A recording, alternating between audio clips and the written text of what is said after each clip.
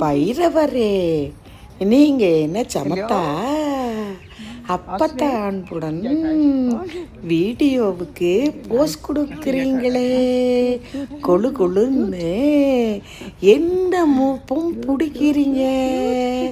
நீங்க சமத்தா அசடா, என்ன வேண்டும் உங்களுக்கு? பைரவருக்கு வணக்கம் சொல்லுவோம். காலத்தை நிர்ணயிக்கும் கால பைரவரின் ரூபத்திலே ஃபாரினில் இந்தியன் பைரவரும் வாலாட்டுவார், மொப்பம் பிடிப்பார். ஃபாரின் வைரவரும் டீசண்டாக புமொரியும் நாய்